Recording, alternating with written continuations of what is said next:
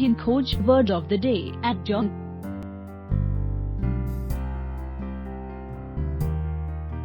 Adjourn का हिंदी में मतलब स्थगित करना होता है। Adjourn वर्ब या क्रिया के रूप में